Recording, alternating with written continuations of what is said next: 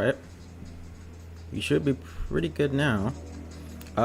Hello, everyone, to the final round here. My name is Angel Revela. I'm here with Alex Cochran, who should be back in just a few seconds. But hello. He's here now. I am here now. Very glad to be here. Yeah. So today we are here to watch the season finale of the Sprint Series, Season 7. With these F3 cars, which are actually faster than the cars they used Macau this morning, at least for all US viewers, because it was like at 2 a.m. Real life, it's Formula Regionals. Here in Formula Trout, it's going to be F3s, what they should have been using in real life, in my opinion. I believe the Formula Regionals is derived from this chassis, though, that we're using here, the F317. Yeah, because it's, this was the one we're using is the old F3. Which is, I think, still slower than current F3. Yeah, I think they just slapped a halo on the chassis and off it went, basically. Yeah. Yeah, should be exciting because we have the as you said, the championship battle is a thing. Maybe not as close as we'd like, but it's still possible. It's still anyone to play for, especially here at Macau.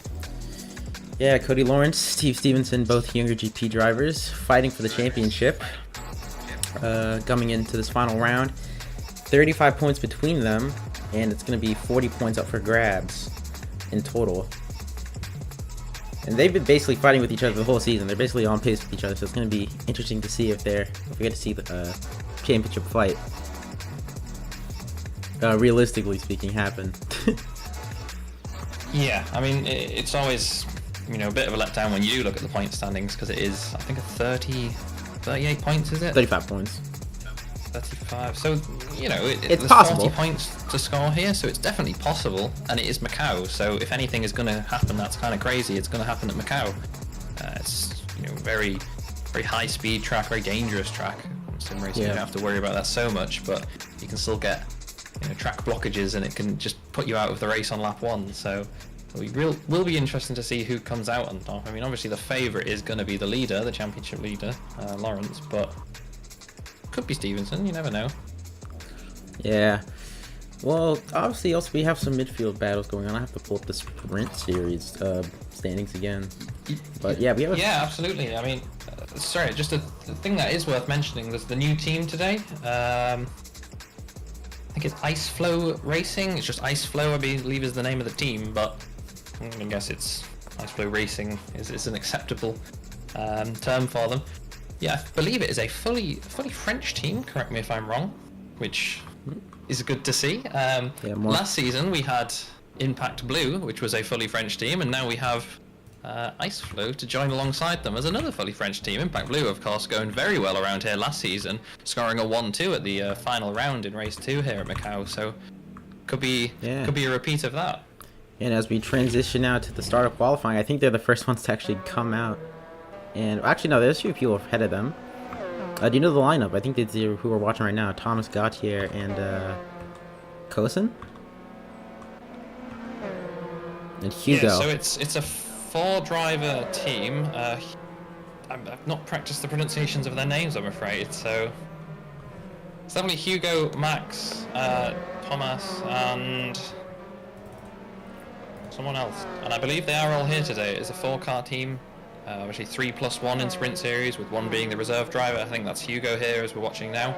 He's the reserve driver, so we won't be eligible for any teams points, but he's obviously on track representing them in their livery, which is great to see. And a new team, especially at the tail end of the season, of course, as well, is always great to see, and wish them best of luck in Formula Trout League. Best of luck today at Macau. And we have here Cody Lawrence, the American driver leading the standings, the number 111. On his outlap, obviously. But yeah, can you replicate what happened this morning? I don't know how to pronounce his name. Ugo Chukwu, the American driver, in real life, won Macau, second American driver to win the race, I think, in the race's history. So Oh yeah, of course. He's the McLaren Junior driver, isn't he? They picked him up when he was in karting. Yeah, they moved over to cars now. Yeah, he yes, again, second American to win the race, like ever. So I was happy to see that. It was worth it, staying up for that. Yeah, Dedicated. and he's pretty dominant in the race. He was like leading the whole race, and maybe we'll see that again with Cody Lawrence. We'll see a replication of that dominance. Yeah, just starting his fast lap now, I believe.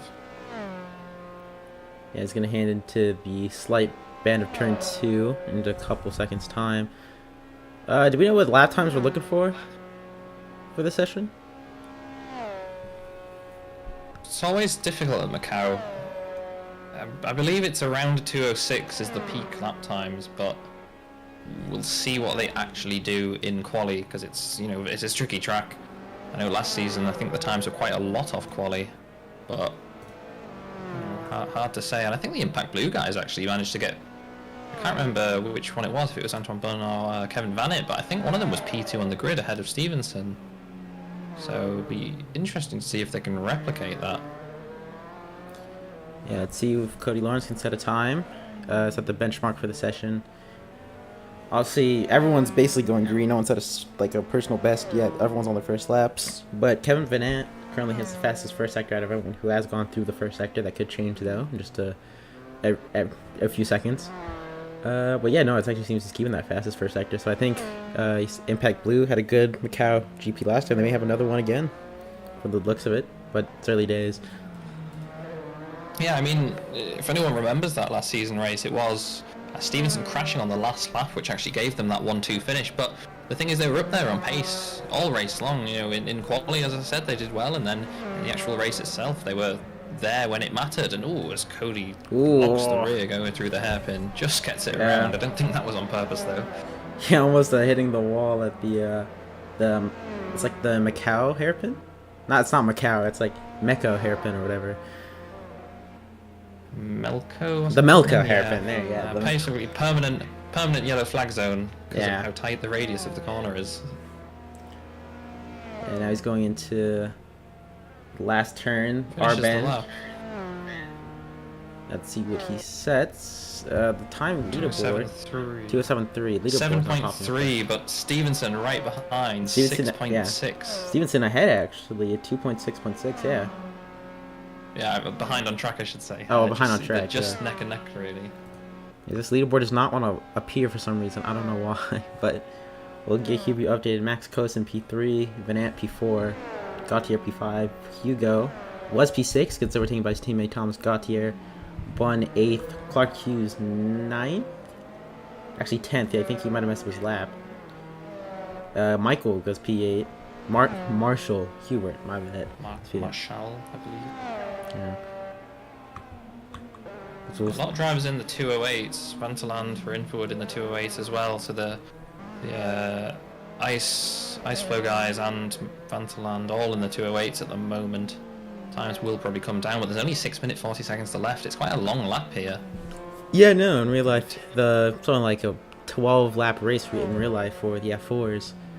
Formula Regionals here for real life. So yeah, it's a pretty long lap. As Steve Stevenson coming through into the last sector. In real life, this has like 5 sectors, but obviously in AC, just with how the track's made, it's 3 sectors. Stevenson's just behind his teammate on track, Lawrence, so it'll be interesting to see if Lawrence is pushing, if he's going to lock that rear in the hairpin again. He does, but he gets through once again. I'm just watching him off camera. Maybe it is on purpose. Maybe Lawrence's tactic for that hairpin is slam on the brakes, lock the rears, pivot it around, and then off he goes, power out of it. I don't know, it's a bit unorthodox, but it seems to be working. It could work, I suppose. Well, it's not working so far because Stevenson is, but they both come through the last corner now. It looks like they're just going to be doing lap after lap. Steve Stevenson comes into the pits. Cody Lawrence continues to go. 6.5. So Lawrence back onto provisional pole. Wagenvall in P3 as well. I think no, Vanett in P3. Sorry. Oh, Vanett just in front. There you go, though. Look, Vanet, 6.8. So Kevin Vanet did a great job last season, doing a great job this season. P3 on the grid at the moment. Just a couple of tenths off Stevenson, just a couple of tenths off Lawrence, the two championship contenders. So, and Bunn as well. Bunn in P4. So Impact Blue, second row at the moment. Clearly a speciality of theirs, this truck. Yeah, let's see if they can maybe even go for the pole position, but I think that's going to be... he's only 3 tenths off. Cody Lawrence is leading this session, so maybe they can... They have a shot at pole. Pole, obviously, it's really good to have with this track, with how tight this middle part of the track is, back half of the track. But obviously, if you're on pole, you're going to have to defend into Lisboa, turn 3. That's where all the overtakes happen, so... In real life, there was a huge crash there, like lap 2, so... It's a tricky one, because it's a bit like Spa in that regard, where pole position is quite difficult to hold on to, simply due to the huge straight after the start-finish. Yeah, even if you get a good getaway, the guy in P2 is just going to tuck right behind your rear wing for that whole straight. And, you know, you can guard the inside, but just with the overspeed they'll have, especially when you're starting from nothing and then having to accelerate, the difference in speed is really enunciated. And, yeah, you can quite easily lose that pole position. Yes, it's maybe not the advantage you always think it is. Like, you know, even Vanet, in P3 at the moment on the second row, he would basically get a double slipstream into turn 3, the first real braking zone, and that could really give him an advantage.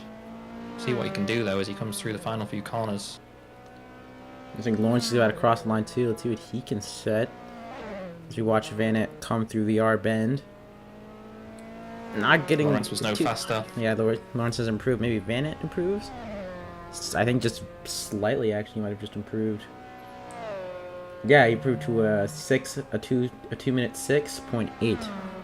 So, slight improvement for the Impact Blue driver. Actually, let me just check something. Did he just set an identical lap time? No, I think he did improve, just like the slightest a bit. Oh yeah, 5 thousandths of a second, sorry.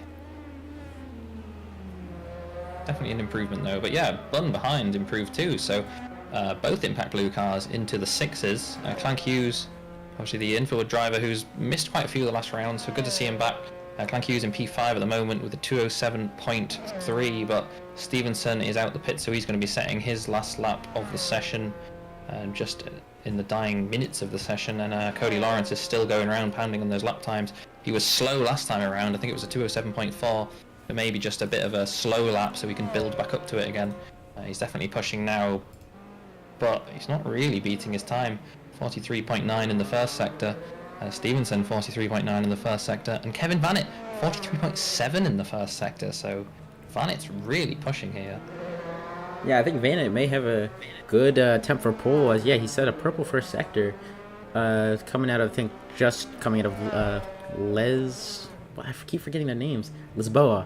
No, he's in the race off. Uh-oh. That's my internet finally going. What? Oh, hello? Hello.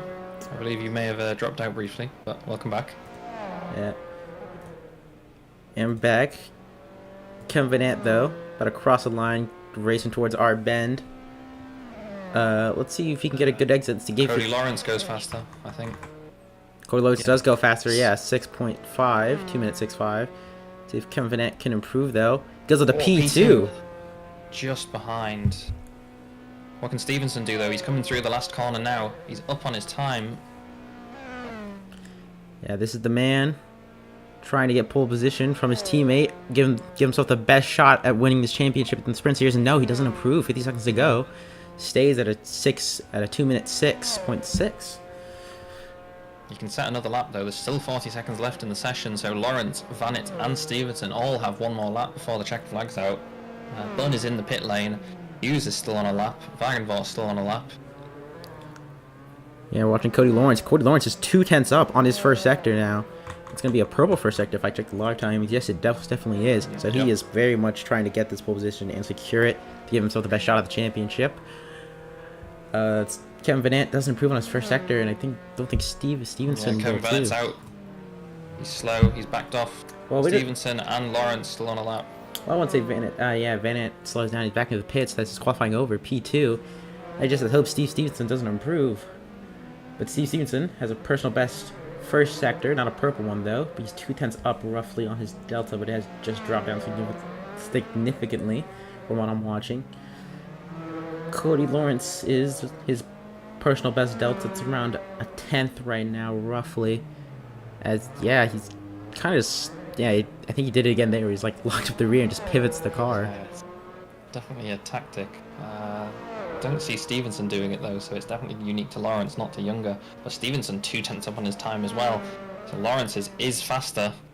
Ooh, right close to the wall as well through that final second to last corner. Yeah, Steve Stevenson Purple for Stevenson. Steve Stevenson coming through the Dora Maria bend into the Melco hairpin. Gets a decent exit from it. Lawrence goes faster, 6.4. So what can Stevenson do? He's 3/10 up on his time. Yeah, let's see what the American driver can do. Maybe he can get the pole position. As we're coming down to the run into the R bend. As he gets super close to the wall. The run down to the line. I don't think he does get pole position. A 2-minute 6.1, almost breaking into the 2-minute 5s. That's Steve Stevenson taking the pole position on his last run here in qualifying at Macau. And he will start on pole position at Macau here in the Sprint Series in the final race and gives himself the best shot for the championship fight as Cosin moves up to P5. Clark Hughes up to P4, Clark Hughes up to P5 as they set their final lap times. Really good lap time for Max there as well. That came out of nowhere, really. Pushed Antoine Bunn back down to P6. Hughes and Cosin both getting in front of him. Sean Terry jumping up to P9. But yeah, Steve Stevenson will be your pole sitter for the Macau Grand Prix here in the Formula Trout Sprint Series. And what a good lap from him. Yeah, definitely. I was watching the Delta. I saw it was 4/10 up on his time. I think he was 2.5 off Cody, and then just through that last corner, just full commitment, just turns the car in, mashes the throttle before you even get to the apex. So close to the wall on the exit, but he had nothing to lose really. It was either go for it or don't get pole, and he went for it, and yeah, reaps the rewards. Yeah. So yeah, Steve Stevenson actually has the fastest second sector, but Cody Lawrence has the fastest first sector. So on that last lap, so they were definitely very close. But Cody Lawrence just didn't have the last two sectors, sector 2 and 3, just didn't have that good of, I guess, runs through them, and that's what lost him the pole position, 2/10 off his teammate. So this is gonna be an interesting race to see what happens and how it plays out. So I guess, do you think Stevenson has the best shot, I guess, with pole position to win the championship? It's hard to say. I mean, Stevenson needs to win both rounds, and Lawrence needs to finish poorly in both rounds. It's unlikely, but Stevenson has to try. What else can he do? All he can do is run his best race possible and hope something happens to Cody, basically. So he's definitely done part one of what he needs to do. But all Lawrence needs to do, of course, is finish the races. Yeah, Steve Stevenson is basically just going to have to, like you said, drive his best race and hope something happens to Cody Lawrence. It is Macau, so we could get like a lap 1 crash, which I think that would cause a restart, if I remember correctly, no? Yes, yeah, it likely would. I'm commentating with you here, but I'm also acting as race director, so I'll be keeping a very careful eye, close eye on the restart to make sure our drivers are all being careful. Yeah, I'll be very quiet during that restart, so just to keep an eye on during the start, just to make sure there isn't a restart, or if there has to be, it is called at the correct time. Yeah, but now we're switching over to the race session right now. I think Steve Stevenson has put himself in the best position, but I wouldn't doubt Cody Lawrence, especially with how tempting that move into Lesboa is into turn 3 with that slipstream off the start. So this all happened in real life with the GTs into Lesboa, getting overtakes done there. And if you saw Antonio Fuoco and I think it was, I forgot the other GT driver's name, but it was the BMW and the Ferrari. They pushed each other off at Lesboa And they gave the win to Angle in the Mercedes. It was crazy. I mean, we'll see that happen again. Who knows? Macau is a very crazy circuit, as it's 10 seconds till the session fully switches, and we'll see the cars on the grid. So yeah, obviously 25. Go on, sorry. but yeah, it's gonna be a great race to watch. Have a championship battle. We have a lot of battles in the midfield.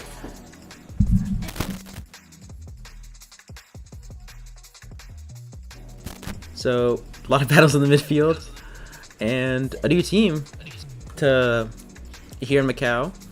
It'll be great fun to watch how they all perform here at their first race in the Sprint Series. Yeah, it's definitely quite a tough race to have as your team's first race, but you know, they've set okay lap time so far. They're doing a good job so far. They're showing they're prepared, let's say. So it is Macau. They could have a very good result in their first round in their debut. So we'll have to keep an eye on them. 45 seconds though until lights out here at Macau. Yeah, before we switch over to the grid, there's your pole sitter, Steve Stevenson. And they close my door. Steve Stevenson on the pole position.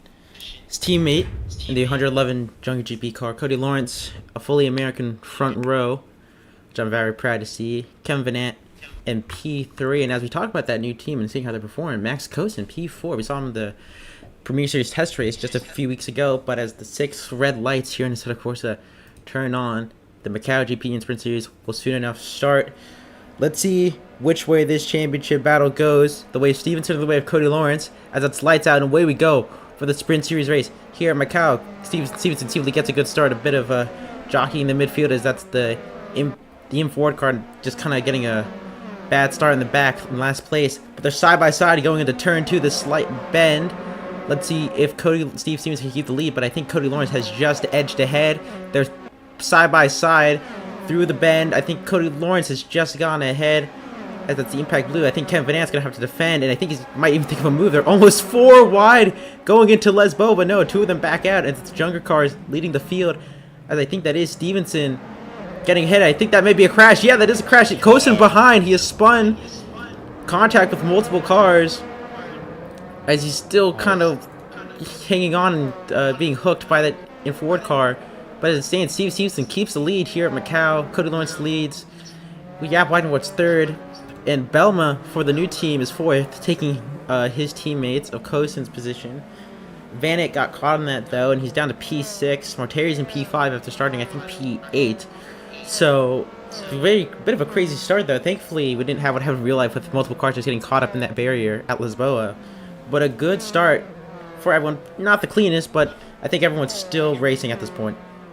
Yeah, I was a bit worried for a moment when I did see that car off, but as I just said that, Vantalan does go back to Vance, and that is his race over. Does say he's leading the race as Yap is. It says Yap's leading the race. I don't think that's correct, but that leaderboard glitch should fix itself as we come through to the hairpin. Hopefully everyone can make this. Steve seems the 2 younger cars get through it fine. It seems everyone might make it through this corner fine. Yeah, Kosen chasing Hughes. Herbert right behind. Yeah, Kosen not getting the best start, getting, I think, tagged at Lisboa and just getting spun around. Contact with multiple cars, so I think everyone might have a tiny bit of damage in this midfield from that lap 1 incident. But roughly 23 minutes to go. Steve Stevenson still leads after this first lap here at Macau. Yeah, Stevenson, very, very good job holding on to that pole position here at Macau. He had to fight for it, he had to defend, but he did manage to hold on. Lawrence just about 9 tenths behind as they go through turn 2 now. Keeping up with Stevenson in the first lap, but just too far to be able to make an overtake, to get that slipstream. Kosen further back though. He's looking at Clank Hughes for P8. Yeah, as Mark Kosen going side by side with Clark Hughes into Lisboa. See if he can get the move done into turn 3, and yes he does. Kosen gets ahead of Clark Hughes for P8, and Clark Hughes now just going to follow him through this back half of the track. Yeah, that's the tricky thing with Macau. You basically have that one overtaking point, and then even if you're faster, if you get overtaken there, you just have to sit behind them for the rest of the lap. Yeah, so it's going to be a tricky situation trying to get overtakes done here with how tight Macau is as a circuit. Steve Stevenson still leads this race, almost a second gap between Cody Lawrence. I was saying it earlier, but we maybe see a repeat of real life. Ugo in real life, the American driver, had around like a 2-second lead before the safety car got called at the end of the race. And I think Steve Stevenson is just trying to make that gap now here at Macau. So maybe we'll see a repeat of what happened in real life with the number 4 car of the younger GP team. But the hairpin once again, the corner. Oh, no handbrake this time. He's calmed it down for the race. yeah, it's Cody Lawrence still following Steve Stevenson. The gap's now over a second coming out of the hairpin. Oh, yellow flag. We got Marshall Hubert in the wall, I believe, at the hairpin. He's got going again, but looked like he went straight on, got the braking wrong. Yeah, it's Hubert down to last place in this race. Yeah, I think it was with Gautier as Steve Stevenson sets the fastest lap of a 2 minutes 7.6. 5/10 on Stevenson, on Lawrence that lap, so pushing. But Cosin sets a 2 minute 7 flat.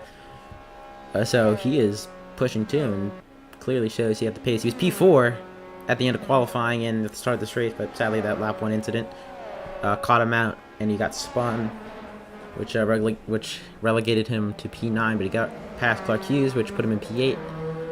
But it's going to be trickery for him with that pace, trying to just get through this field with how little overtaking opportunities there are here at Macau. 20 minutes to go though. Obviously last season we were doing the 20-minute races, now we're doing the 25-minute races. So we've had all that action of the first few laps, and now there's still another sprint series race from previous seasons to go.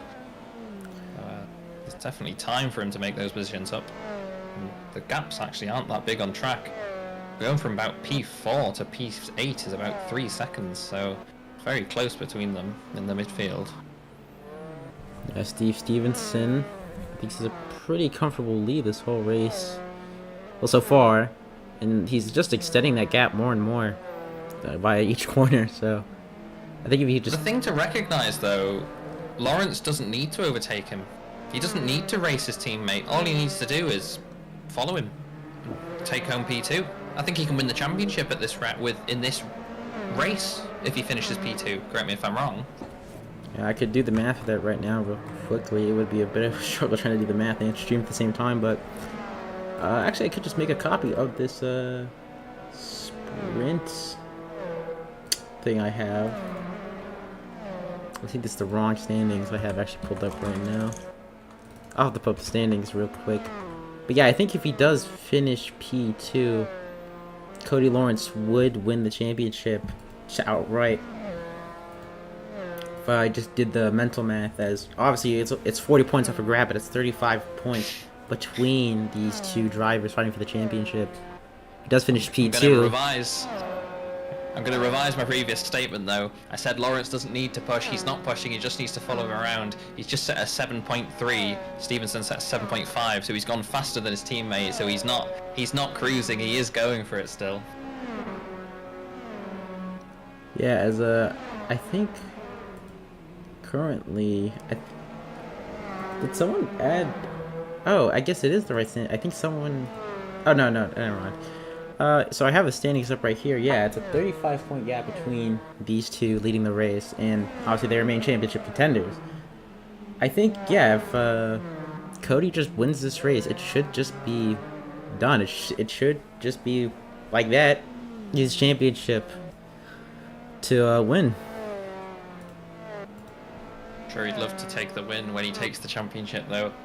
So, as I said, he is still pushing and 17 minutes, so still time to make that overtake. And we saw Stevenson make the mistake last season, and lose the lead on that last lap, so it can still happen. Just further down the order, we saw the Impact Blue cars switch positions on the straight. Bunn getting past Vanet for P6, P7. They're following each other around now. And then further back as well, Plank Hughes has caught up to Max Cosin as well, actually. So Cosin did seem to have the have the edge in pace at first, but Hughes has turned it up a bit and has started to catch, so Coulson might have to look in his mirror because he's going to have to get past Kevin Vanek. He's going to have to get past the other Impact Blue of Bun as well, so yeah, a bit of a back and forth race between this midfield group. Yeah, as they come through the Delco hairpin right now. This is probably one of the main overtaking opportunities, the Fisherman's Bend into the straight that goes to the R bend. This also overtakes here in real life, but obviously it was a wet race for the GTs. But I think if someone gets a good run out of specifically Fisherman's Bend, you could get an overtake here into R bend if you're brave enough. Obviously, that is. Oh, that's Impact Blue car in the wall. That's Antoine Bunn. Just as I just talked about R bend and the bravery needed for that corner. Yeah, he just, I guess, gets on the gas too early or just goes a bit wide and hits the wall and does a full 360, and it's down to P9. And yeah, even in the much more wider street circuit like corners on Macau, corners like R bend still require a ton of bravery to just get right up to the wall. Antonio Bunn now following Thomas Gautier into Lisboa. Makes Coulson's life a little bit easier. There's only one Impact Blue car he has to get past now. He's 6 tenths behind him as we speak in that middle sector, so he's not going to be able to overtake him for a minute or so yet, but Hughes is right behind Coulson as well, of course. Yeah, and Coulson is right behind Vanek, so maybe this will play out closely throughout the race. Oh, sorry. Who is right behind someone though? Lawrence has got within a second again of Stevenson, so I was right. Lawrence is still pushing, and yeah, he's closed that gap to his teammate a little bit more. Yeah, as the leaderboard kind of still glitching out. It may just due to the how small the circuit is for how long. So is that actually? No, okay, leaderboard's glitched. I was just making sure. Yeah, but see how close Coulson is coming into the Melco hairpin to Kevin Vanek. Was it it's very hard to tell, but I think that might have been just the slightest of touch on Kevin Vanek's rear wing. Coulson gave him, 4 tenths between Vanek and Coulson, and basically 4 tenths between Coulson and Hughes. This is a very close battle for P6 here at Macau, as they're gonna come into. Just needs a good run on that straight. Yeah, they're gonna need a good run at a Fisherman's Bend or just the R corner, R bend, as they come down to the start-finish straight. Yeah, I just don't think either of them got that good of a run coming to the. Coulson was just too close to the front, to the rear wing of Vanek as they came into the corner. He had to back out and just ruined his exit, but Hughes did get a good exit. He's just 3 tenths behind. Yeah, Hughes, only 3 tenths behind. Will he send it down the inside? Yes, he is. No, he's not. Sticks behind, plays it safe. I thought he was going to send it down the inside there for a second, but no, he stays behind into Lisboa. I'm going to just follow through this backhand of the circuit. And yeah, that's where basically all the moves in really any category here in real life was being done out of the hairpin into Fisherman's Bend, or out of Fisherman's Bend and getting a good run into R bend. Or obviously into Lisboa too, we saw. But yeah, Cody Lawrence slowly closing that gap too. 8 tenths now, almost down to 7 tenths. Right there. I'm just watching his onboard, Lawrence, and he's really pushing. Both drivers are really giving it everything. You can see the gap to Vargan for 5 seconds, so both the younger cars not cruising at all. Stevenson wants that win, and Lawrence, although he doesn't need the win, he wants it too, so. Yeah, as we follow them going through the hairpin right now. Oh, Lawrence is really close to the wall that time. Coming out of the hairpin. But he has gained time through the hairpin though. Down into the 6 tenths range. I think almost, if he gets to get around here, could get down to 5 tenths. A little bit of glitching right there, sorry about that. But 12 minutes left in this race to go. He's only around, he's getting very close to that half a second mark behind Steve Stevenson. And that's where the slipstream for these cars really start to pull you to the car in front. For Lawrence this lap. Yeah, Steve Stevenson going a bit wide and then turning into the corner there. Just trying to increase that gap as much as he can. But yeah, it's around the 5/10 mark now, and once he gets to that 4/10 mark, which I most definitely think he will with this pace he's showing right now, he can, in this first sector, or the last part of the track, maybe get an overtake on Stevenson with the slipstream. To come through Lisboa. It's not close enough. Gonna have to follow him one more time through this super tight and twisty section of Macau. Make sure not to hit any of the walls.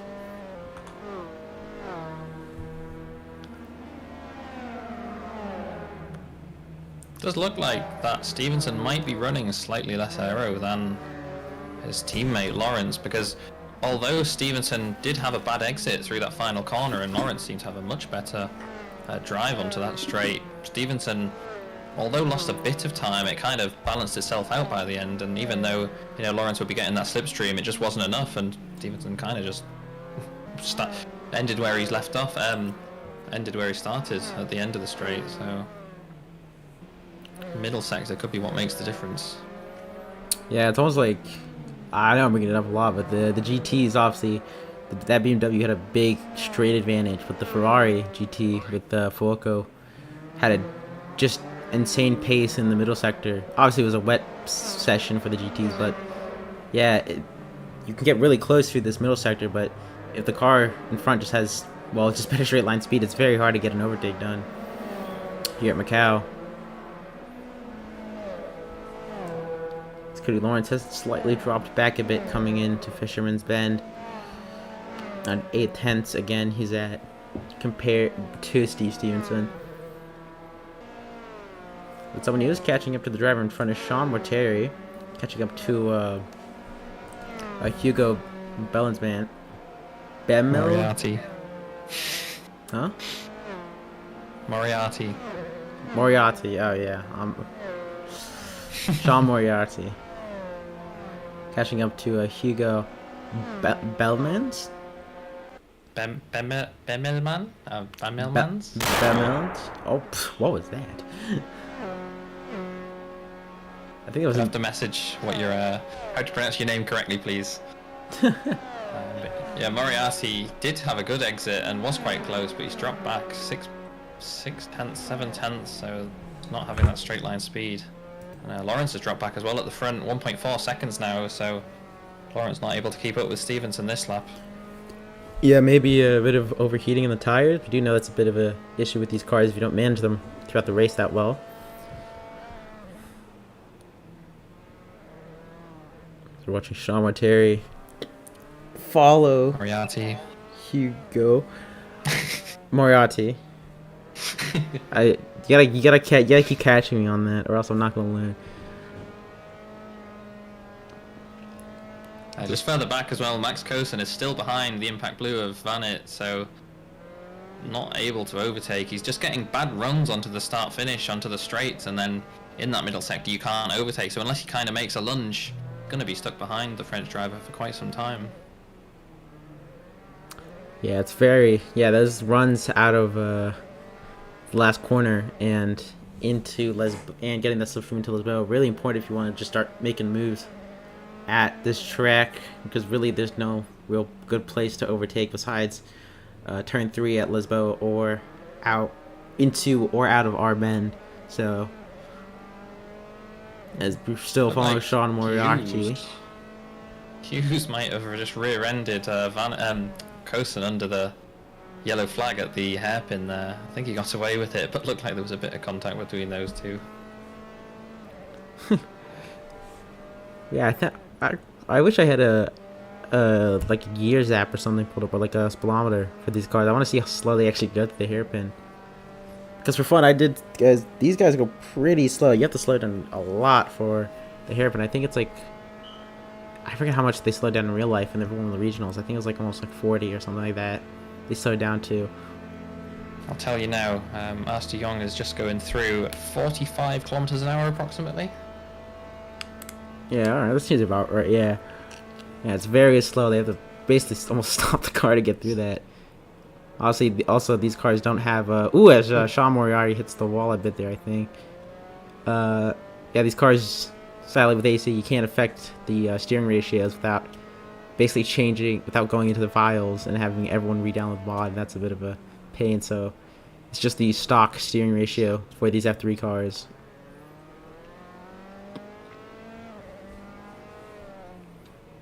Moriarty definitely getting away with it there, because that was quite a hard hit on the wall. Being worse.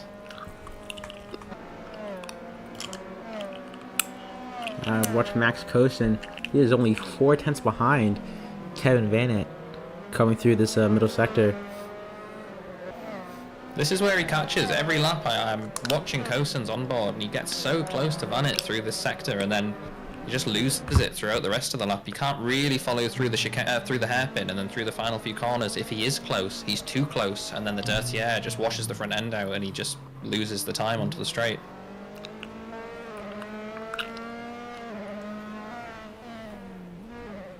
Coming through the hairpin. See if we can get a good run. No, he loses a bit of time to Vanett at the hairpin. Still, it's around 4/10, so 5/10. If he could stay this close, he'd have a chance at an overtake. But you can see the front washing out. Oh, a big snap of oversteer. Really impressive save there. Could have been hard into the wall. Got away with it. Yeah, it's really close now. Can he get a clean run through this one? Yeah, through our bend.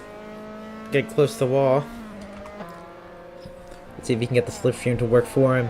Coming down into turn 2 and maybe into Lisboa. Oh yeah, he is slightly catching, I think, down the straight. If he can get clean through here, he'll have a shot. Yeah, now into the run, down to Lisboa.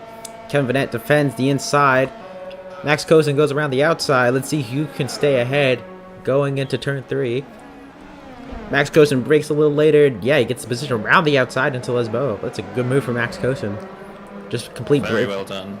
Yeah, very confident on the brakes. To do it, but yeah, it took him a few laps to do it, but finally got it done. Can finally start catching the rest of the field. He's got Moriarty up next, who's actually only 7/10 in front of him, so he's going to have more overtaking to do. 4 minutes 40 seconds to go. Going to have his work cut out for him if he wants to get any more positions. Yeah. Yeah, and yeah, like you said, Sean Moriarty, only around 5/10 now at this point, in front of Max Cosin. So definitely he could catch up to him and get a move down into Lisboa again. I think it's going to be the main point where everyone's going to try to get their overtaking done. I think the straight between Fisherman's Bend and our bend is just a bit too short. Cosin is just so confident in that middle sector, in sector 2 through the S's.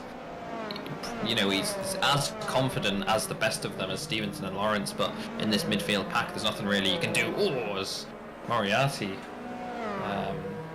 nearly loses it going into the hairpin. We're not. Oh, and he does lose it into the hairpin, and through goes Cosin. Yep. I don't think we caught that. I don't think we get caught on stream because I actually switched back just really quickly. I think we caught at the end of it. Because I was switching back to Stevenson because I thought he was just going to fall into the airpin, but... Yeah, apologies, I'm watching the onboards of some of these guys in the midfield, seeing what's going on, just making sure the track's not getting blocked. And it's a lot of back and forth between them in time, but maybe not in positions. But yeah, Cosin making another overtake, 2 in 1 lap, so... You know, he's definitely making moves up to P5, P4, 1.2 seconds, 3 minutes to go. He could definitely have a chance at P4, maybe even at P3. But Vanett right on the gearbox of Moriarty here, and actually backing out. Did you hear that? He backed out of the throttle so he'd get the run to the inside on Moriarty. Kevin Vanett down the inside. I think he's gonna get past Moriarty very cleanly. Yeah, just outbreaks him into turn 3 and gets ahead. Great overtake, very smart driving. Yeah, I watched the throttle trace. You could hear it too. He backed out before he went through that second corner to get the run, to get the inside, you know, because otherwise he would have been overshooting him. Oh, there's yellow flags out for Bun. No. Yeah, Bun lost it at Lisboa there. Yeah, he rejoins the circuit, but he's down to P10. Will be scoring a point still, but it's definitely not the race he wanted. Started very strong for Impact Blue, but it's not really ending that way. Obviously Vanett with that nice overtake there, but his teammate Bun down in P10 after a spin and the earlier accident. But Lawrence at the front actually has caught back within a second of Stevenson. There's only 2 minutes though, so I think this is the second to last lap actually. Penultimate lap. Yeah, this should be the last lap, I think. Yeah. Yeah, penultimate lap. Yeah, you're right. Yeah, once they cross the line, it should be the penultimate lap for the race here at Macau. The gap is around only a second between Stevenson and Lawrence. So maybe if Lawrence has a really good penultimate lap, he can catch up to Stevenson and overtake. So here we go, last lap of the race, 1 minute 30, 2 minutes for a lap, so this is going to be the final lap. Lawrence is just over a second behind Stevenson. This is his last chance really to make an overtake on this straight, and he's not close enough, so unless some miracle happens, I think Stevenson might take this. Yeah, I don't think Cody Lawrence is close enough to get an overtake done, like you said. 1.2. Poor exit. He was within a second, but he's just dropped back, and yeah, that was his last real chance at an overtake, unless Stevenson makes a mistake. Final lap of the race.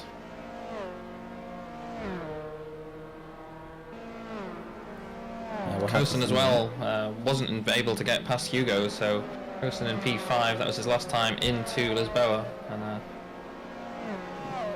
unable to make an overtake. Oh, yellow flag. Oh, Hughes, DNF. Hughes is in the pits. Hughes in the pits. We didn't catch that, sadly.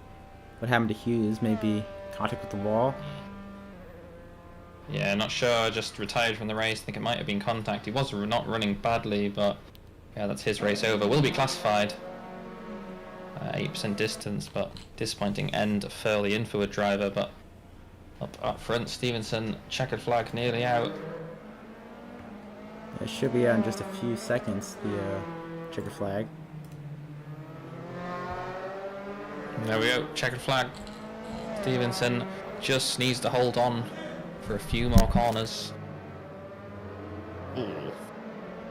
Tiptoeing through that hairpin.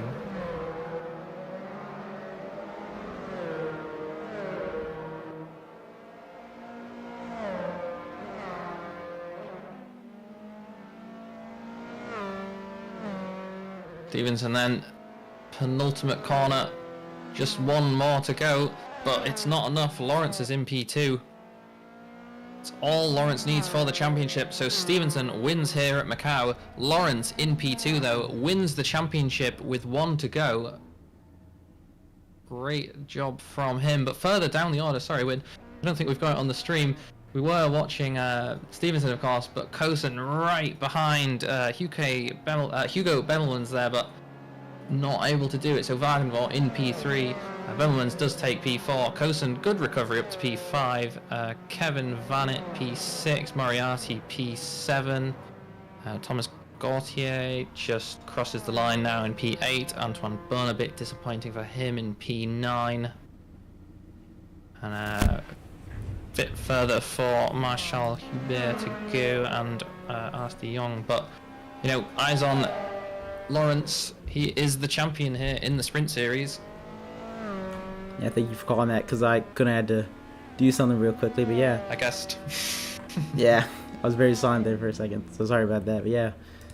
That is Cody Lawrence, champion. Yeah, I should have, sorry I wasn't here to call that, but yeah, that's Cody Lawrence, your Season 7 champion here for the sprint series. Stevenson would only be able to score 15 points for the win in race 2, and the gap is 28 points after this round. So the fight is officially over. Your Season 7 champion here for the sprint series, Cody Lawrence. Back-to-back Premier and Sprint Series championships. He won Season 11 Premier Series. I think the first driver to ever do that.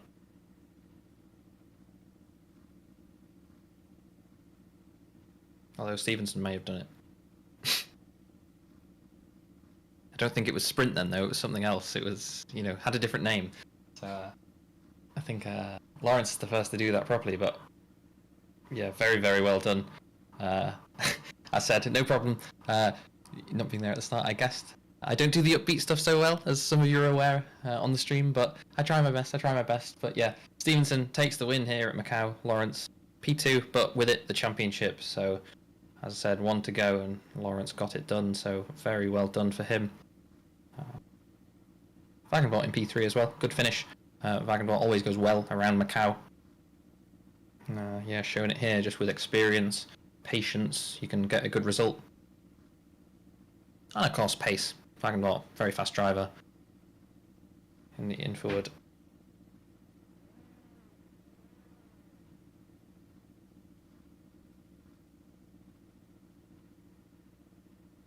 Plank Hughes did DNF from the race, but he will be classified P12. But that, importantly, will be outside of the top 10. Reverse grid for the top 10 in race 2, of course. It will be Marshal Hubert in P1 on the front row, alongside him Antoine Bunn.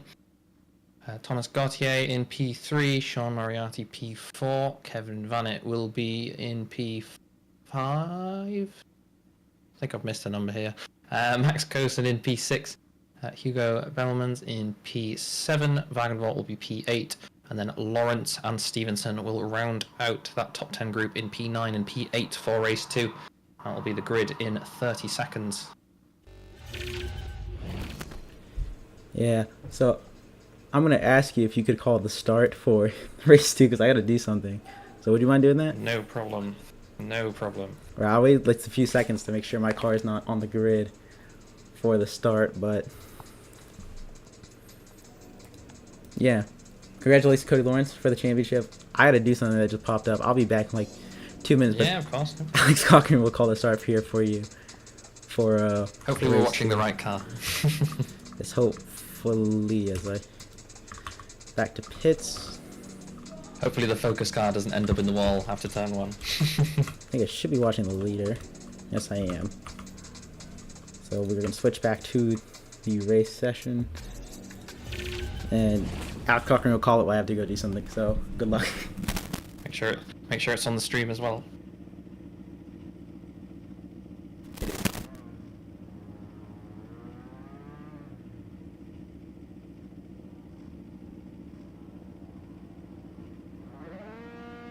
It is on the stream, it is on the stream. Okay, apologies guys.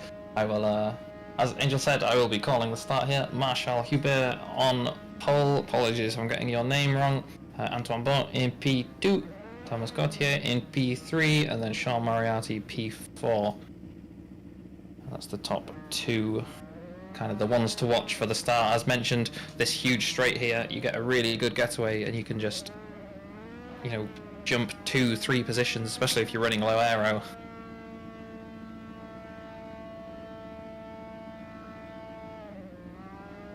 So, as the cars scream their engines off on the grid, the lights will start to come on now.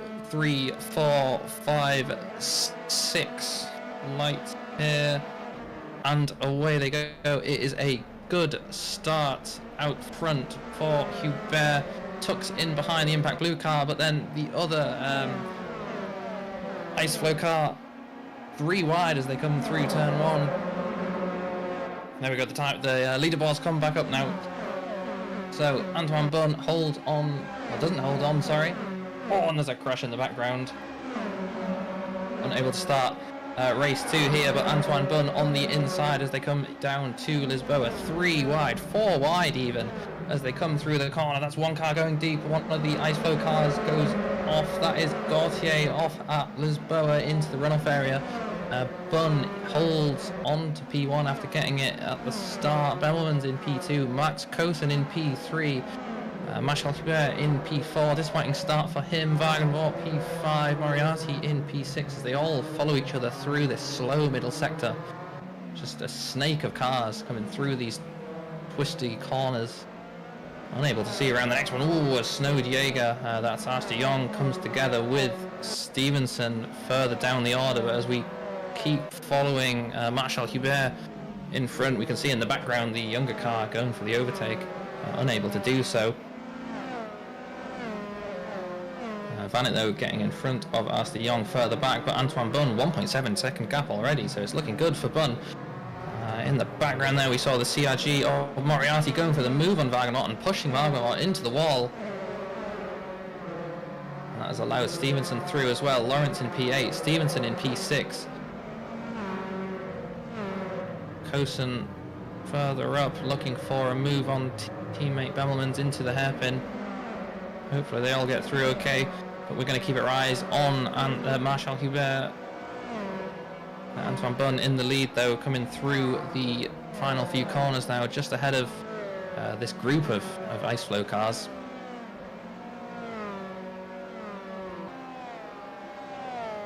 So as we start lap 2 here at Macau in race 2, the final race of the season, in the final round of the season, the championship is decided, teams championship is decided, the drivers championship is decided. It's gloves off now, everyone can race each other as much as they want. Stevenson in P6 is looking for an overtake on Moriarty just behind Hubert. But side by side in the background, Moriarty alongside. Stevenson will have the inside line. And through he goes, up to P5. The CRG car dropping down to P6. So Stevenson now will set his sights on Marshall Hubert. Sure, he will be looking forward as much as he's looking back. Such is kind of the nature of these second races with the reverse grid. The grid is all jumbled up. Drivers of all skill levels, all paces, kind of clumped together in different sections of the track. You can see Bunn has a 2.2 second gap, so he's doing a really good job kind of running away with it after getting a good start after that disappointing race 1. But Hubert is going to be under pressure from Stevenson there. Moriarty as well will be following him and try and follow him through. Oh, as he hits the wall, that's going to let Stevenson through. Oh, bang, bang, bang, and they come together, but they keep coming together. Oh no. Hubert, just getting it wrong, hitting the wall. He tried to hold on, got pushed into the wall, and he's dropped down to P10 now. We are still watching Hubert on the stream, but yeah, we saw Hubert just making a mistake on the exit. Stevenson went through, and then, you know, he tried to hold on, went into the wall again, and then all the cars behind just kind of piled into him. And the big loser there, dropping down to P10 after starting on the front row, or starting on pole, and yeah, just losing all those positions, P1 to P10. He was running P4, but he dropped down 6 positions in this one lap, so disappointing for the ice blue car. But there is a car off. That is Moriarty, so Moriarty, another car, getting into trouble there, and he's out of the race, and Moriarty's out as well. That is a position for Hubert, and actually, in response to that, these guys all side by side now as they come through turn 2. There's a slipstream for both drivers. Are they going to go 4 wide? No, Hubert thinks better of it. 3 wide into Lisboa. Impact Blues, Vanet has the inside line. Which driver will back out? None of them do, into the wall. That was the Infrawood car, but they've got away with it. Vanet in P7, Gautier in P8, Hubert in P9, and Clank Hughes is the Infrawood car, but they're still so close together. Oh, as we see, that looks like Hughes with a huge slide. He's held onto it. I thought he was round. I thought I was going to say, as we see Hughes lose control into the wall, but he's held onto it. Not sure if we caught that on the stream's view, but yeah, Hughes in the Infrawood had a huge slide following. He's got away with it, but Vanet in P7, Gautier P8, Hubert P9. Just a second separating these drivers in this middle sector. One driver gets it wrong, they all kind of feel the consequences, which is what happened a few laps ago, or a few corners ago even, of course.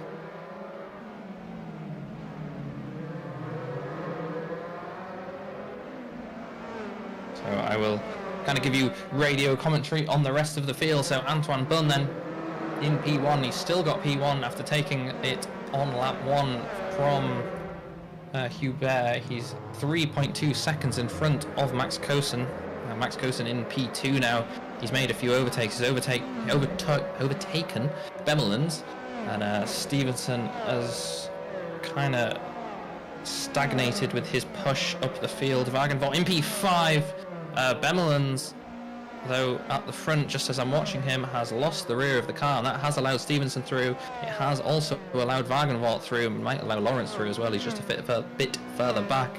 Obviously, the champion has really nothing to lose now. He can go for it. Maybe not as we've seen in previous rounds. Clank Hughes is out of the race, though. Sorry if I missed something there. I wasn't sure if he was in the wall. I'm just kind of watching the guys further up. Lawrence is just going past Bemelmans. Yeah, so Bemelmans really losing a lot of positions after that mistake. But out in front, Bunn has that 3.1 second gap to Cosen. Cosen has 17 minutes to get it down. And Stevenson, of course, is going to want to do the same. Will it be enough, though? We will see. Hopefully Angel can be back and we can switch the camera around a little bit instead of watching this static POV. We will, well, not static.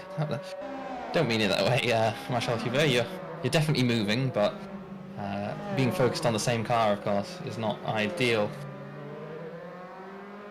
Gautier, though, in front, keeping up with Vannet.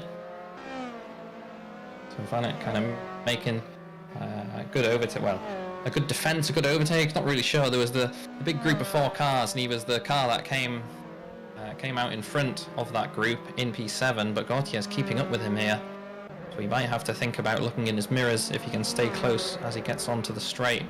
A few corners yet to go. Obviously the quite challenging hairpin as well first.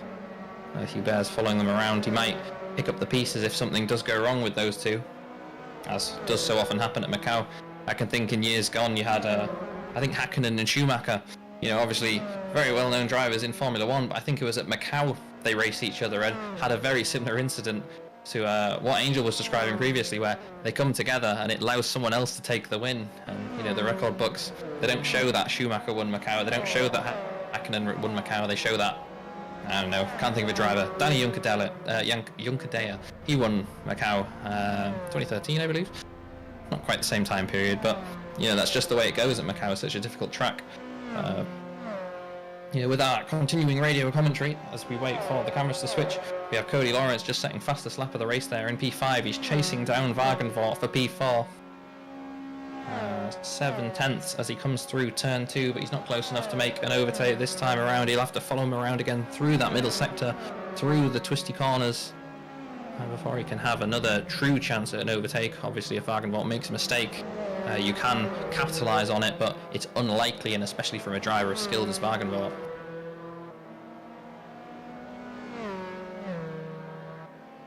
So, as we come into 15 minutes, just over to go, Snowsjäger, Asta Young is in P9, kind of picking up the pieces after a few guys have retired from the race already.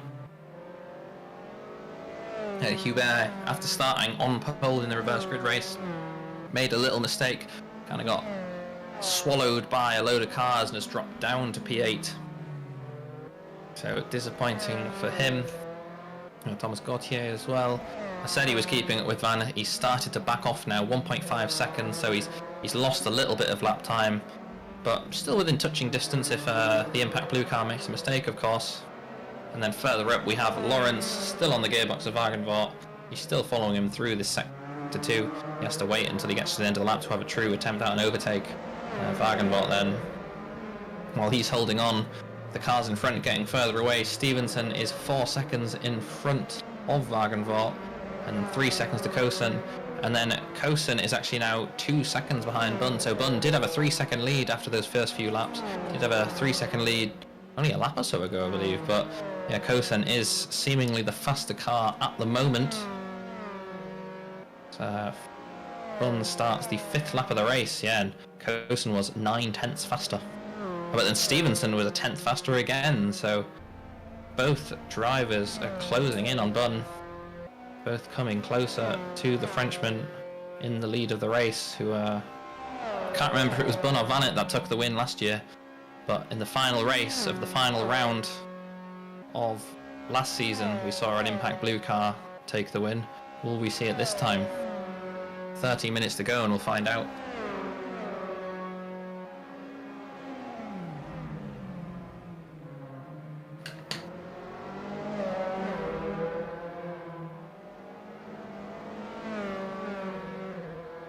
I've just noticed on the stream that we've actually switched to Jaap Wagenvort. I don't know how long ago that happened, so apologies for that. But yeah, Wagenvort running P4 at the moment. You can see Lawrence tucked right under his gearbox following him.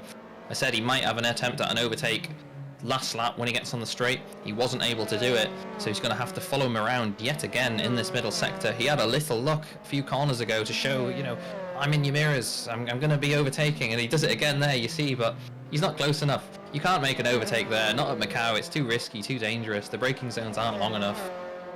There's, you know, no way of doing it unless the car in front makes a mistake.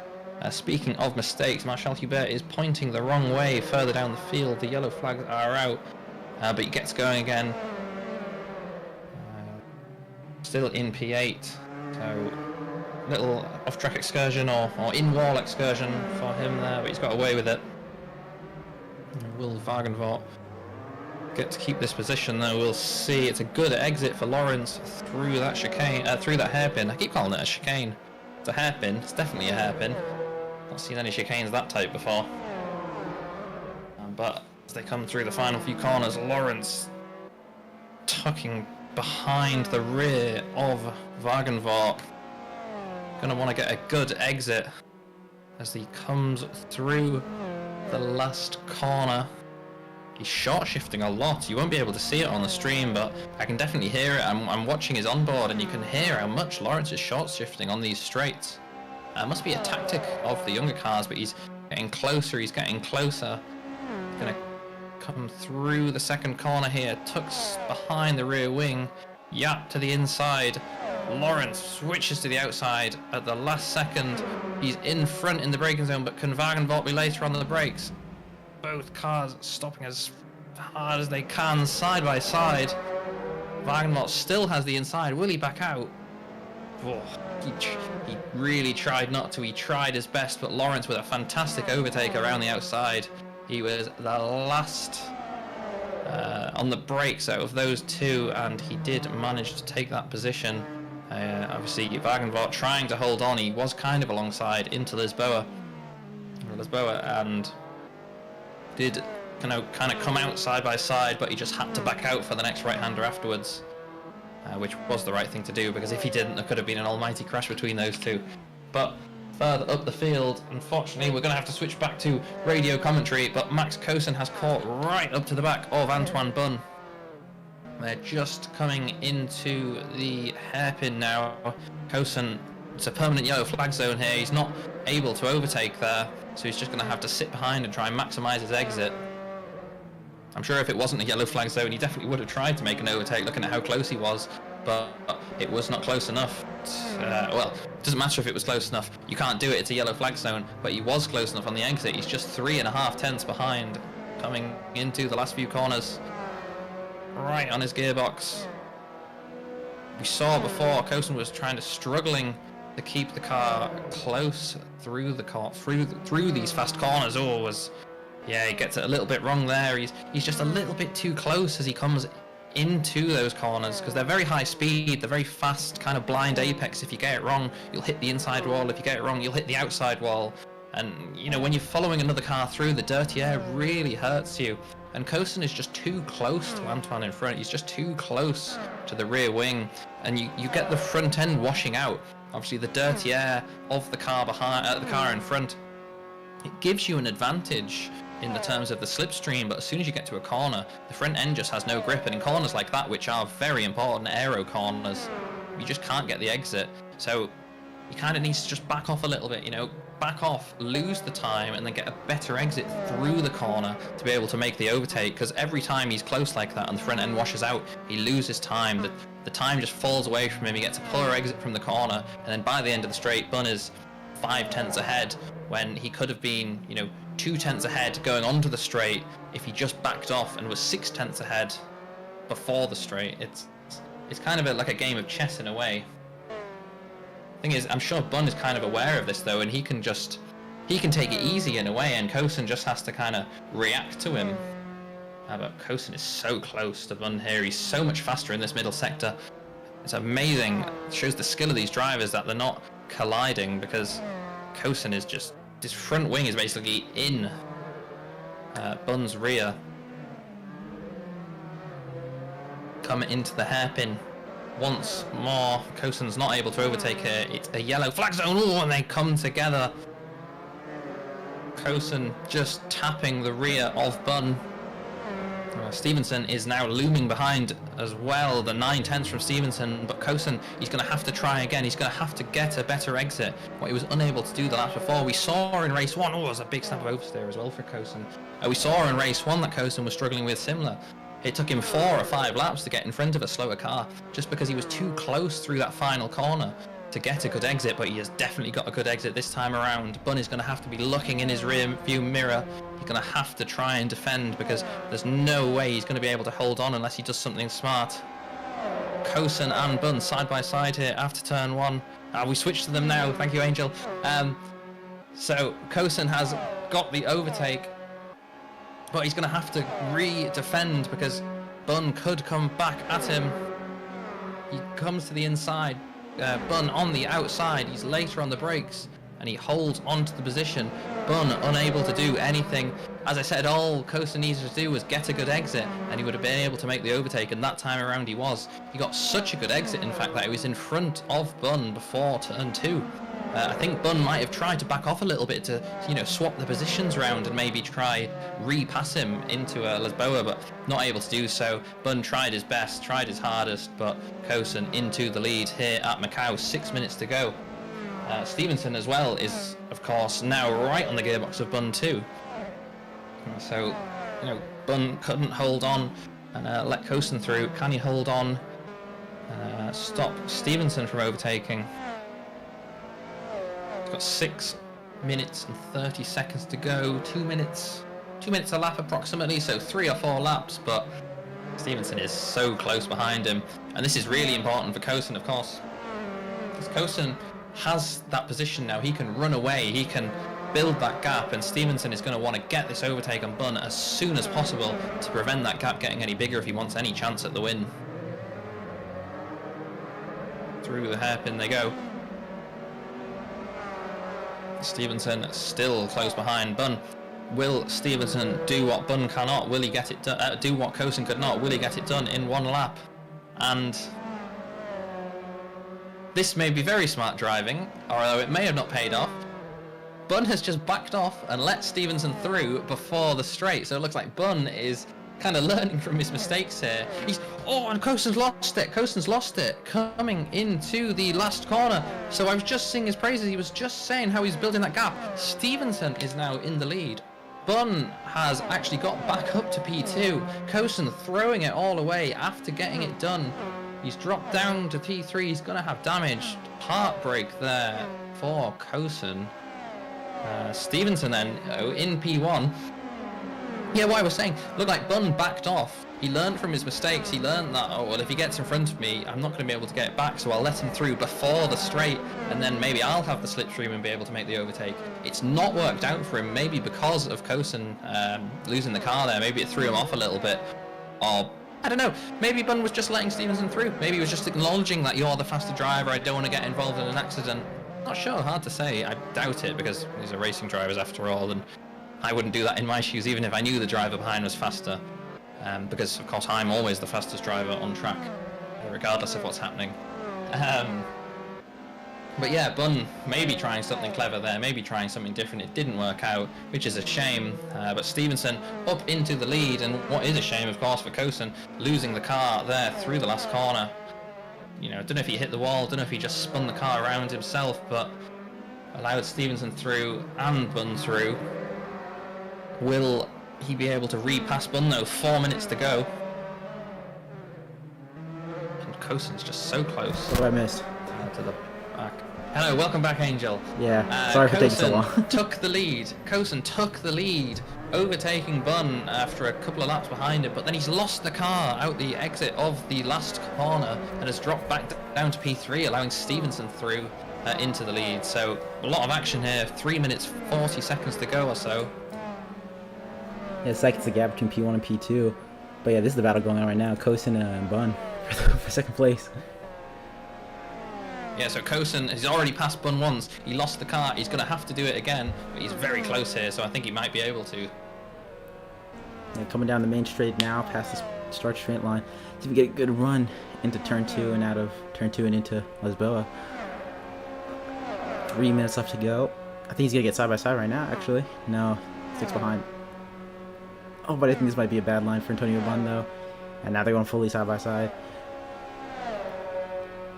Side by side into Lisboa. Who's gonna get the turn? They're pretty on, equal on into turn 2. Are they gonna go side by side? Yes, they are. Oh, Max Cosin just gets ahead. He just squeezes ahead on the throttle.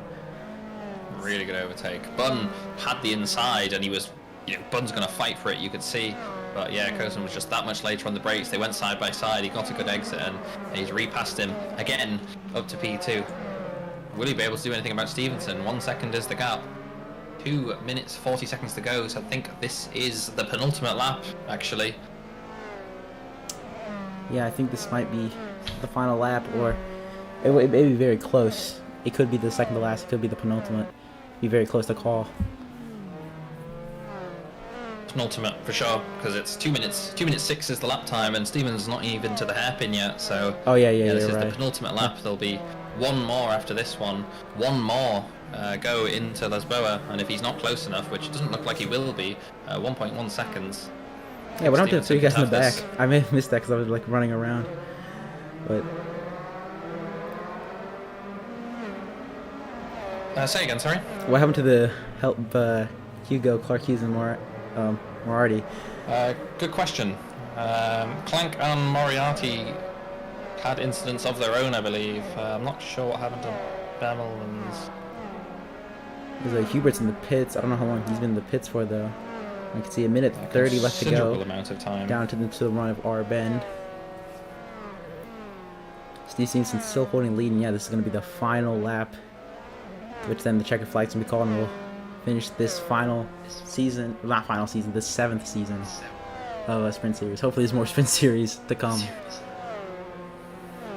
Yeah, it's always exciting, especially when we have races like this, but look how close Cosin is to Stevenson. Looks like Stevenson's made a mistake in these last few corners. Yeah, it doesn't think this slipstream is going to be strong enough, though. He's on that little magical 4/10 gap that these cars love to really pull each other with. So I don't think he's going to be close enough, and yeah, he's not going to be close enough into Lisboa to get a move done for the win here in the race, too. But obviously he still has, I think, one more opportunity to overtake, and that's into R Bend, but that he has to be really close and really confident on that little straight after Fisherman's Bend. Stevenson's not infallible. We saw himself, we saw it this time. Cosin lost the car on his own and lost the lead, but we saw last season Stevenson lost the car on his own and lost the lead, so it can happen to anyone, and it's happened to Stevenson before. It could happen again. Yep, as we're falling through this back half of this track. Ooh, Cosin really close to the wall there. I think he might have just tapped the tire, but he's still on the rear end of Steve Stevenson. And yeah, he's getting a bit squirmy through this section. He's definitely just really pushing, trying to keep this car straight and not put it into a wall. Oh, is Steve Stevenson kind of going a bit defensive there? It's not really an overtaking opportunity over there, but yeah, he went a bit defensive as we go through the Maria Bend into the and then into the yellow flag zone. Not able to overtake here. No overtaking. Painful for these drivers. Oh, I think he saw. It's gone all the alternate line there just a second, but yeah, no overtaking. I don't think. Oh no, it's over. He hit the wall. I think it might be over for Max Cosin. Stevenson as well in front hit the wall, but Cosin hit it much worse, and yeah, that's just lost any chance he had there of making the overtake. So as they come through the last few corners now, looks like Stevenson will take the win at the final race of the season. Yeah, coming through our bend. A pretty intense race for everyone involved, but this man kept ahead, kept it clean, and crossed the finish line first. Steve Stevenson wins the final race, in the final round here at the Sprint Series. He was out of contention for the championship after race 1, but he finishes the season off with a bang. If you want to call off the rest of the grid, Alex. Yeah, very good job from Stevenson there to finish in the lead. Obviously, heartbreak for Cosin losing the lead after taking it with and building that gap and then just losing it on his own. But P2's not bad. Definitely think he'll be happy with that.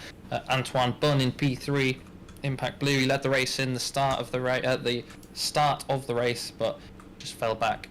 Good job for him to keep it on the podium anyway. Cody Lawrence in P4, Kevin Vannett in P5. Jaap Wagenveld actually losing the car in the last few corners there. We didn't catch it on the stream, but I was just watching his onboard. He came through the last few corners and I think he just brushed the wall too much, had a bit of a spin, bit of a snap, had a half spin, got it going again, but just lost the position to Vannett there. So a disappointing finish of the race for Wagenveld after finishing on the podium in race 1.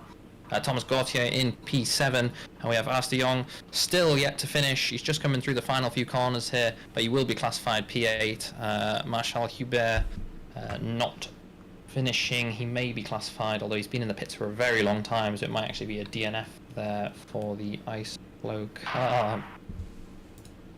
I don't know what that was, but I just had a strange noise in my game. Yeah, very loud. They were Thunderbolt. Interesting. Okay. But yeah, so Ars de Jong in P8, good finish for him, but Stevenson takes the win after Kosen loses it.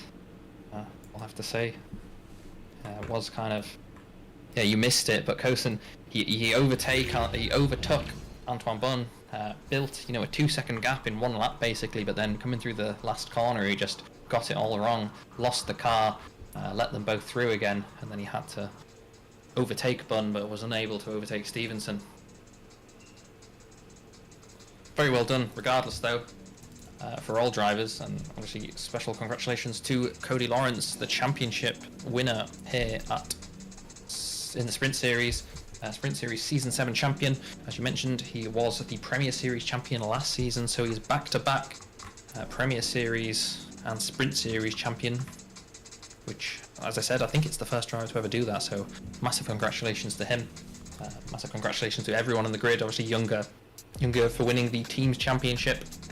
Everyone else who's taken part, massive congratulations to them. Thanks to everyone who took part. Thanks to Maxi for running the series. Thanks to everyone who streamed. Thank you to you, Angel, for streaming. Yeah, even though I wasn't here for the second race. Oh, it's fine. One of those things. You've done the rest of the season, so one of those things. Do we have anyone for interviews though?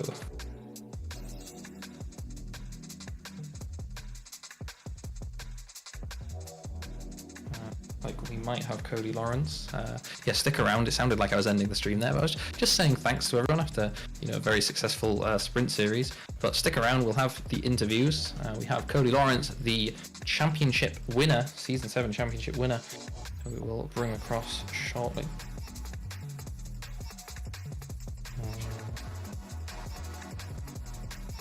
Good evening, Cody.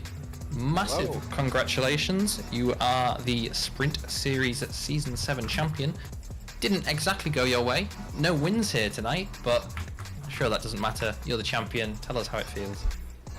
I'm pretty happy with it. I really didn't think I had the pace or the, frankly, consistency during the midpoint of the season to really challenge for it, but I think I just kind of had some good races, had some good run of form for a little bit, and that's what was the difference in the end, thankfully. Well done to Steve on back-to-back wins today. He just had a little more pace than me, and would like to challenge him in race 2. I just was a little too wounded in that second one after lap 1. Just unfortunate, but how it goes, really. So happy with that, and hoping to take some decent form into the Premier season. So I'm happy with it.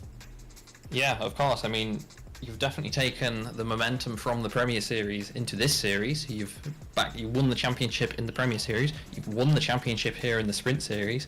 Can you make it another in the Premier Series? We will see. Season 12, of course, is starting soon. So get involved in the Discord server if you'd like to race in that, if you'd like to watch that. Obviously, Cody, you're the focus now, the champion. We'll just go over the races because there was, a lot of action. In that race 1, we were actually saying that, you don't need to race for the win, you don't need to go for it, but at first it looked like you were just taking it easy, and then actually after 3 or 4 laps, you set the fastest lap of the race, and it's like, maybe you are going for it. Was P2 always the target, or you did want to win that race? Of course I want to win, man. I just kind of understood the bigger picture was get a clean race in, and don't need to do something stupid that wipes us both out. Of course I want to win, but after a while near the end of the race, I tried to close up one more time, and viewers were just fading by that point. And yeah, like I said, I would have wanted to win, but Steve just had a little bit more pace than me, so that was. For sure. Yeah, one of those things. Steve obviously had absolutely nothing to lose He had to try and go for it. He had to, do anything he could to get that win, to even have a chance at the championship. But you in P2, that's all you needed, and yeah, you won the championship with 1 to go, of course. In that race too, though, the one which didn't matter, let's say, a bit of a disappointing finish, I guess. P4, it's not bad. P4 is still a good result, especially after starting in P9 at the start of the race, but there was a bit more hectic. There was, I know, quite a moderately sized incident on the first lap, but we kept going. Was it just kind of a quiet race for you after that? Yeah, just had pretty decent rear wing damage after turn 3. I mean, it was just a chain reaction crash. Kevin had nowhere to go. Sorry to him that he got caught in that, but we just had like a car that spun pretty much more or less blocked the track. Steve couldn't go anywhere. I tried to miss Steve, and then I think Kevin just didn't have anywhere to go, so he got into the back of me, and from there I was just trying to figure out what I could do with the rear wing. And yeah, I mean, kind of just got caught in the wrong end of a couple incidents that occurred, kind of pushed the gap out, and it was always going to be kind of tight on the gaps. So I think Steve managed to sift his way through pretty well. So yeah, would like to challenge Steve, would like to challenge Max and Antoine, but they drove good races, so congrats to them on the 1, 2, 3. So would like to challenge them. How it played out. Yeah, good to hear that you're, even though you did finish out there the podium, you're still kind of happy with it. As said, it's Macau. It's one of these tricky circuits where the incidents do happen. So it's props to finishing the race full stop. Because you finished both races in good positions where some drivers not able to do so. But yeah, anyway, massive congratulations for the championship. As said, you won the Premier Series, you won the Sprint Series. Maybe you'll win the next Premier Series again. You'll definitely be the one to watch. Hope you can deal with the pressure, let's say, because I know people will be. I'm looking forward to it. I'm looking forward to it, man. I really want to see what with RSS or whatever car week wind up doing, what we have in store for us. So I'm looking forward to it. Either way, whatever we do. So yeah, Fair. Hope you have a good season. Yes, me too. Very glad to hear you are looking forward to it, and as I said, hope to see you on track. Thank you very much, Cody. Thank you as well. Take care.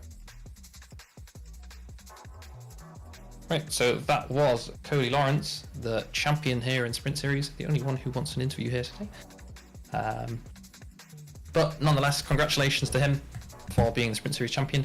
Congratulations to Steve Stevenson, who, although runner-up in the championship, put a fantastic fight on all season long to try and go for it. Today, he tried everything he could. Pole position, took the win in P1, race 1, took the win in race 2. Not able to do so. Well, he was able to do so, but unable to win the championship, of course, with Cody just having consistent finishes in that race 1. So. Yeah, well, congratulations to everyone for competing, and thank you for competing in the season. What a pretty interesting one. A pretty fun season altogether. Yeah, absolutely. And I said at the start of the race we had a new team here today, so thank you for you two attending. Thank you for everyone who has raced here all season and who is able to make this happen. Thanks for Maxi for racing.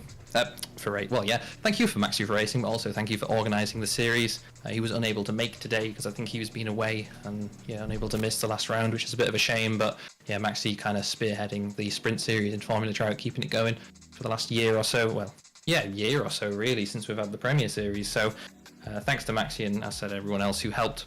But just going forward in Premier Series, in Formula Trout League, just generally, Premier Series is coming. It will be coming next season. It will be coming next season. Of course it'll be coming next season. The new Premier Series season, Season 12, is coming. We've had one test race already. That was at Silverstone. We will be having another test race in the next few weeks. It's not announced yet, but if you'd like to get involved, it's be on our Discord server. It'll be on our social media pages. So if you're not on the Discord server, join it, please. Link is in the description below. We're a friendly bunch. We'll say hello. If you want to get a team, you can try find a team. You want to make your own team, you can do that for the Sprint Series. We will probably, I can't really say yet, but we will probably be using the next RSS car. I think they've been teasing it, so we'll see when it comes out. We'll definitely use it, but it's definitely coming out soon. We can tell that from what they've been posting. So yeah, we'd love to see you there in Season 12. But I think I think it's time to end the stream now. I think. Yes. So I guess you want to give the final few words, I guess? I think I've done it. Well, I guess, yeah. Well, I guess we'll see everyone in the Premier Series starting soon. Yes, soon. Hope Goodbye. Yeah, hope everyone has a good day, and we'll see you guys next time.